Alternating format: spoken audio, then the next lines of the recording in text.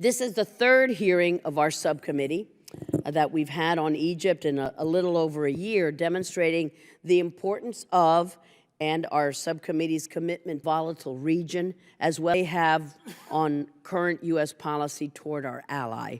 The economic and security challenge that Egypt is facing right now, they're numerous, they're interdependent.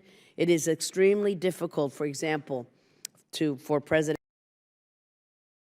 potentially undermining the fragile political support he is leaning on to bring much-needed stability to the country. Conversely, if these economic reforms are not made soon, we may see a return of the unrest that we saw on Egyptian streets not too long ago.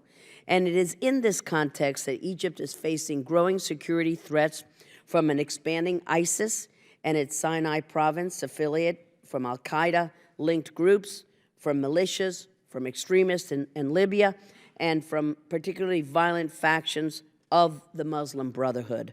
Sinai province has formed terrorist cells that are targeting both Egyptian and Israeli military personnel and civilians, and it's already killed hundreds of Egyptian soldiers, is continuing to target the peacekeeping operations or the MFO, multinational force of observers in the Sinai, prompting the Pentagon to reposition U.S. troops and reconsider its presence there.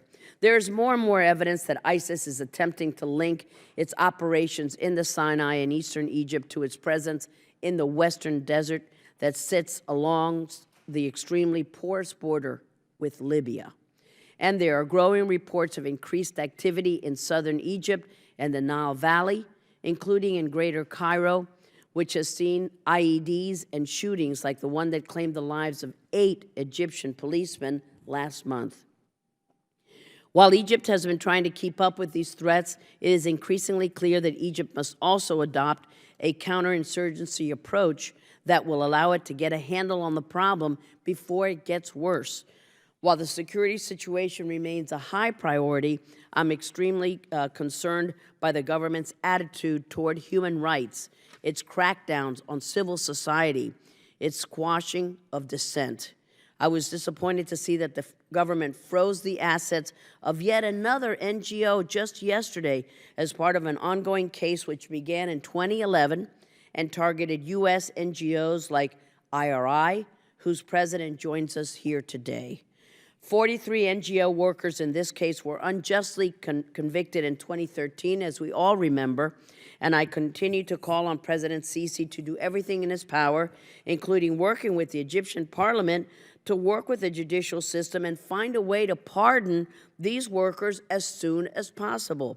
The government needs to find a way to open up civil society and allow Egyptians to participate and thrive in public life, or it risks exacerbating the very problems it is trying to avoid.